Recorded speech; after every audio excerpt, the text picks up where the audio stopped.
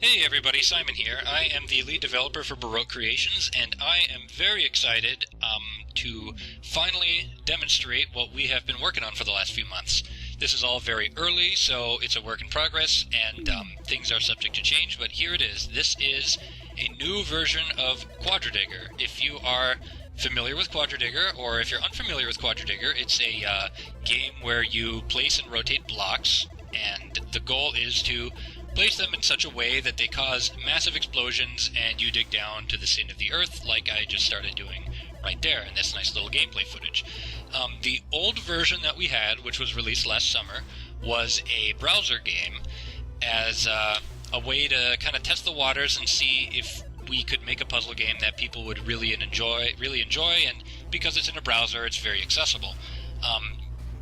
As it turns out, people really thought it was great, so we are going on full steam ahead and making a version that runs natively for mobile devices and for desktop, for Windows, for Linux, and for Mac. And the new engine that we developed already works for all three, which is why we haven't... I guess all five if you include Android and iOS, but that's the reason why I've been kind of under the radar lately. It's because we've been developing this new engine and just sort of testing out some technology and making sure that it integrates with all the other games that we have. So as a side bonus, the other games we have, like Harmonia Tactics, also work on a mobile device now, which is pretty rad. Nonetheless, getting a bit off topic here, but this, as you can see, we have different visual styles for the game. We've added the ability to cycle through and select different themes. We have the tried and true Game Boy version of the game, which is the original QuadraDigger, and we have a Nintendo version, which was the natural next step. Just add in, I guess, a couple more bits to the color palette, and then boom, you've got a Nintendo. And this is an attempt at a more modern look to the game, and this isn't necessarily what we are going to ship with, and that's going to represent QuadraDigger in its final state, but this is nonetheless a very interesting theme that I like to play with. It's got kind of, it's called Crystal, and it's sort of space age, and it has all these sound effects that sound like a transporter, from Star Trek, which I like a lot. There are a couple other features already in the game that differ from the, I want to say Game Boy, that differ from the browser version. The animations are a lot smoother. When blocks fall, they smoothly accelerate due to gravity, and then they bounce happily on the ground before exploding once more. Right now, the gameplay footage is demonstrating something that is, at the moment, dubbed Hardcore Mode. If you will observe, the blocks are falling, but yet I am still playing the game.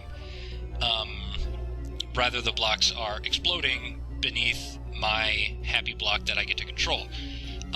The idea with this is to create much more exciting versions where you can have two people playing in the same board at the same time, or the same well, I guess you could call it, without pausing the action, or for those who just want to speedrun a game and just play it with absolutely no pauses whatsoever, which from time to time is quite fun. We have some interesting plans and some other various game modes that we want to put in. The two that are definitely on the table are one that we've dubbed Adventure Mode, which will be the same kind of game, but will have some hazard blocks and just some other kind of blocks that'll populate, like stone and lava and gems that'll give you additional points, some power-ups that you might find in the dirt, and there's a huge list of things that we want to put in. I won't put all of it in because I don't know it all off the top of my head, but it's big enough where we have to go through and test out a lot of things and see what works and see what doesn't, so you'll definitely be hearing more about that in the future. The other game mode that we want to have is a puzzle mode, which, rather than sort of a sandboxy, just go dig and have fun mode, you have a pre-designed board, a limited number of blocks, or a certain goal in mind, like destroy all of the dirt in under 10 seconds. There's only one place for this block to go that's going to destroy all of the dirt. Where is it? You have 5 seconds to figure it out. Things like that. It's also going to be a nice test bed to teach players how new blocks work when we start introducing that in adventure mode.